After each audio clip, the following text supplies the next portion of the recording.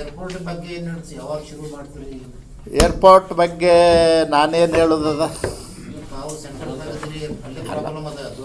ನಾನು ನಿಮಗೆ ಏರ್ಪೋರ್ಟ್ ಬಗ್ಗೆ ಭಾಳ ಸಾರಿ ಹೇಳಿದ್ದೀನಿ.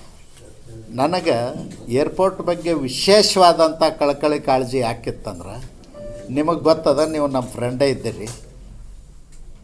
ನಾನು ಗೌರ್ಮೆಂಟ್ ಸರ್ವೀಸಲ್ಲಿ ಇದ್ದೆ PWDಯಲ್ಲಿ ಇದ್ದಾಗ ನಾವು 1975ದಿಂದ ಕಂಟಿನ್ಯೂವಸ್ ಬುರ್ಣಾಪುರ ಮುಂದೆ ಒಂದು ಏರ್ಪೋರ್ಟ್ ಆಗಬೇಕು ಅಂತೇಳಿ ಆವಾಗಿನ ಕಾಲದಾಗ ಟೇಪ್ ಹಚ್ಚಿ ಡಂಪಿ ಲೆವೆಲ್ ಹಚ್ಚಿ ಸರ್ವೆ ಮಾಡಿ ಎಸ್ಟಿಮೇಟ್ ಮಾಡಿ ತೊಗೊಂಡು ಹೋಗ್ತಿದ್ವಿ.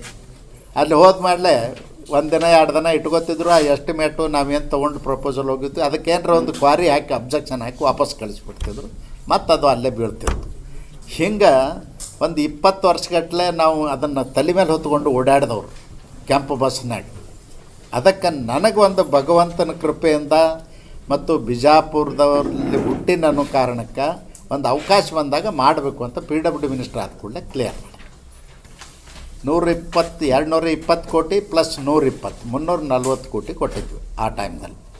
ಒಮ್ಮೆ 220 ಕೊಟ್ಟು ಸ್ಟಾರ್ಟ್ ಮಾಡಿದ್ವಿ. ನಂತರ ಅದು ATR 72 ಸಣ್ಣ ವಿಮಾನ ಇಳಿಯುವಂಥದಕ್ಕೆ 220 ಕೋಟಿದು ಪ್ರಪೋಸಲ್ ಇತ್ತು. ಆಮೇಲೆ ಇಲ್ಲ ಏರ್ ಬಸ್ಗಳೇ ಬರಬೇಕು ಅಂಥೇಳಿ 340 ಕೋಟಿ ಆಗ್ತದಂದ್ರು. ಮತ್ತು 120 ಕೋಟಿ ಬೊಮ್ಮಾಯಿರಿದ್ದಾಗ ಕೊಟ್ಟು 220 ಯಡಿಯೂರಪ್ಪನವ್ರು 120 ಬೊಮ್ಮಾಯಿರಿದ್ದಾಗ ಕೊಟ್ಟು ಮಾಡಿದ್ವಿ.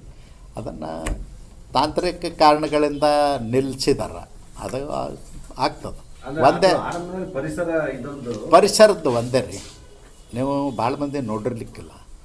ಎಕ್ಸಿಕ್ಯೂಟಿವ್ ಇಂಜಿನಿಯರ್ಗೆ ಒಂದು ನೋಟಿಸ್ ಬಂದದ, PWD ಪರಿಸರ ಇಲಾಖೆಗೂ ಬಂದದ. ಅವರು ಅದನ್ನು ತೊಗೊಂಡು ಹೋಗಿ ಮೀಟಿಂಗ್ ಅಟೆಂಡ್ ಮಾಡಿ ಎಕ್ಸ್ಪ್ಲೇನ್ ಮಾಡಿ ಬಂದಿದ್ರೆ ಅವತ್ತೇ ಕ್ಲಿಯರ್ ಆಗೋದು. ಇವರು 3 ನೋಟಿಸ್ ಬಂದವು, ಮೀಟಿಂಗ್ಗೆ ಹೋಗಿಲ್ಲ. ಹೀಗಾಗಿ ಅದು ಸಮಸ್ಯೆ ಆಗ್ಯದ. ಅಧಿಕಾರಿಗಳು, ಒಬ್ಬ ಸಣ್ಣ ಅಧಿಕಾರಿ, ಜಿಲ್ಲಾ ಮಟ್ಟದಲ್ಲಿ ಅಧಿಕಾರಿಗಳು ಮಾಡಿದ ತಪ್ಪಿನಿಂದ ಅದು ಇಷ್ಟು ಇದು ಆಗಿದೆ. ಮಾಡ್ತಿದ್ವಿ. ಅದು ಏನಾಯಿತು, ನಮಗೂ ಏಪ್ರಿಲ್ದಲ್ಲಿ ಇಲೆಕ್ಷನ್ ಡಿಕ್ಲೇರ್ ಹಾಕೋದು ತಿಳ್ಕೊಂಡಿದ್ವಿ. ಮಾರ್ಚ್ 30ಕ್ಕೆ ಒಂದು 15 ದಿವಸ ಮುಂಚೆನೇ ಆಯಿತು. ಅದನ್ನು ಮಾಡ್ಬೇಕಂತ ಇತ್ತು ನಮ್ದು. ಏಪ್ರಿಲ್ ಫಸ್ಟ್ ವೀಕ್ನಾಗ ಇರಲಿ, ಏನು ಯಾರು ಮಾಡಿದ್ರು ಒಂದೇ, ಗೌರ್ಮೆಂಟ್ ಮಾಡಲಿ. Thank you. जुड़े रहिएगा आपके अपने चैनल बीजापुर समय के साथ.